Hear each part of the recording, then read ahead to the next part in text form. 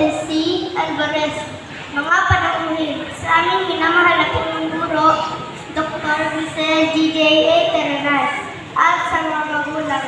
Sa araw na ito, kayo po ay nagtitipon-tipon upang magbigay pugay sa ating tagumpay sa paglilipat ng class. Ang ating paglalakbay sa bagong landas, lagi po natin tatandaan na ang bawat takbang ay isang pagsisimula ng bagong karanasan at pagkatuto. Nais ko rin pong salamat sa lahat sa ating mga guro na patuloy na nagbibigay ng suporta at gabay sa aming mga mag-aaral. Sa ating mga guro, sa kanilang hindi mapapatay ang pagsusumikap, pagtitiis sa aming kakulitan at paglalaan ng oras na binibigay upang turuan kami.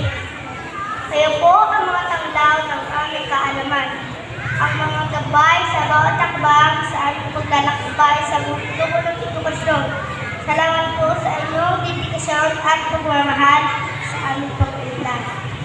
Sa mga minamahal naming magulang, kay Mami at kay Daddy, at sa inyong mga pangaral, pagmamahal at patuloy na gabay, salamat po sa inyong hindi mabilang na sakripisyo at pagtitiis.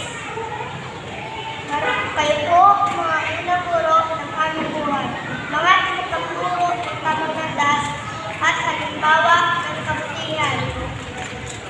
Maraming salamat po sa inyong hindi magtatawarang pagmamahal at suporta. Naway patuloy po ninyong mararamdaman ang aming salamat at pagmamahalaga sa inyong mga sakripisyo at pagmamahal. Ako po ay nalulugod sa pagkakasama kami na karanasan ng aking mga kaklase sa unang bang na aming matatapos bilang batang mag-aaral.